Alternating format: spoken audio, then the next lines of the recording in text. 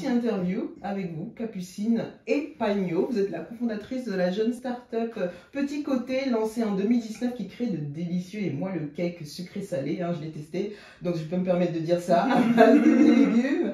Et donc, vous nous avez apporté quelques variétés sur le plateau. Vos pâtisseries sont fabriquées en France. Certaines recettes sont sans gluten. Vous avez régulé le sucre et les ingrédients gras pour toutes vos créations gourmandes, en plus qui sont de saison. Comment vous faites pour respecter cette charte plutôt saine pour des conceptions de cake? C'est un grand travail. L'élaboration des recettes, c'est quelque chose qui a pris beaucoup de temps. Donc on s'est lancé en 2019, plutôt disons 2018. On a pris 6 bons mois à élaborer les recettes. Et notre secret, c'est donc, pour que ce soit moins gras et moins sucré, c'est qu'on met 30% de légumes dans chaque recette. C'est surtout de l'eau et des fibres, les légumes. Mais délibérément, en fait, on va décider de faire des gâteaux qui sont moins sucrés, moins gras. En fait, la raison pour laquelle j'ai créé Petit Côté au départ, c'est que j'arrivais pas à trouver, en gros, un dessert vraiment équilibré. Ouais.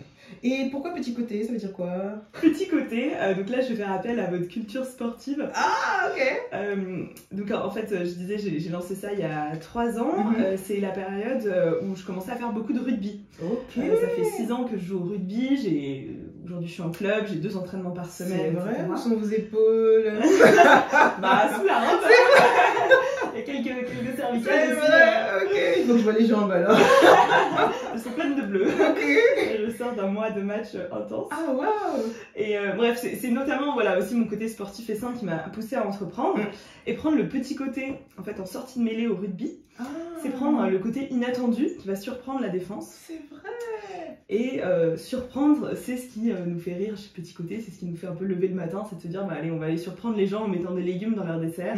Et d'où le nom Petit Côté. Oh, c'est génial. Ah, vous avez goûté quelque chose? Non, vous n'avez pas goûté, Mathieu. On va le laisser choisir un petit saveur. Qu'est-ce qui te ferait plaisir? Alors, moi je suis un gourmand et je vois le moelleux inattendu, sans beurre, mais avec de la betterave. C'est mon préféré. En tout cas, très intéressant la culture rugby. Je suis moi-même de Toulouse, donc c'est quelque chose qui me connaît un peu le rugby. Ça se voit un peu plus sur vous quand même. Vous nous direz ce que vous en pensez. Les cakes Petit Côté sont vendus dans des commerces plutôt chics. La Grande Épicerie, Paris, Pop Bar, Pokawa, Food Chéri, Galerie Gourmande, Monoprix Montparnasse, Bagel Corner, La Boétie. Vous avez donc un concept qui a été bien accueilli sur le marché français?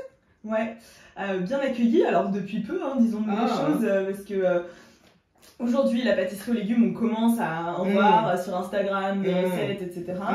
Pendant le confinement, les gens en ont pas mal fait, parce qu'on s'est dit, bon, bah, on n'a rien à faire chez nous, qu'est-ce qu'on pourrait faire un peu pour s'amuser, pour pas faire toujours ma quiche au jambon fromage. Je dis ça, je fais que des quiches, c'est la seule chose que je sais faire.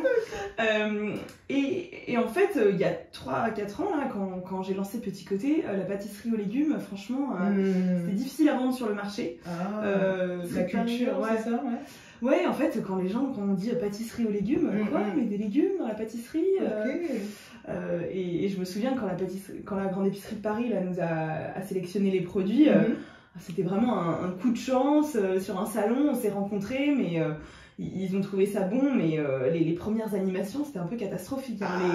Les petites dames du 6e arrondissement de Paris, elles comprenaient pas grand-chose à ce qu'on leur proposait. D'accord. Donc là, depuis 1 an, disons, il y a une vraie ouverture d'esprit sur l'alimentation, aussi une connaissance que voilà, il faut manger déjà plus sain, mais aussi plus durable, parce qu'on a beaucoup d'engagements écologiques sur la provenance de nos ingrédients, sur le packaging, la fabrication, la saisonnalité.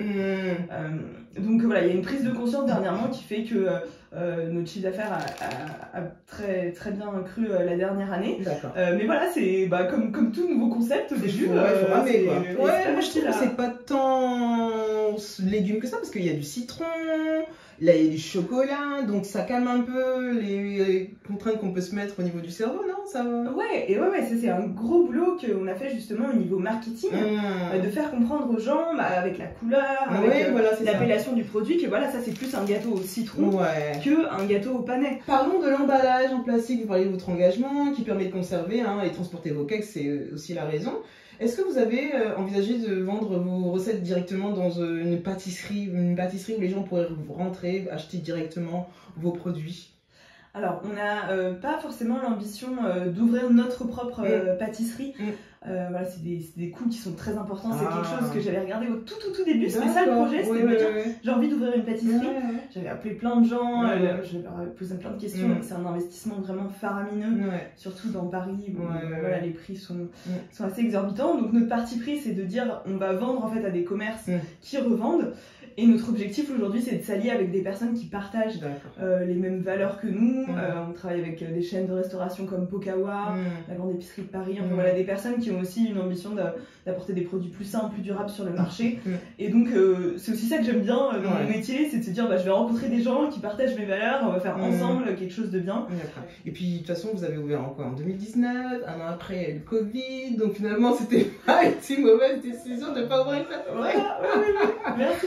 C'est clair.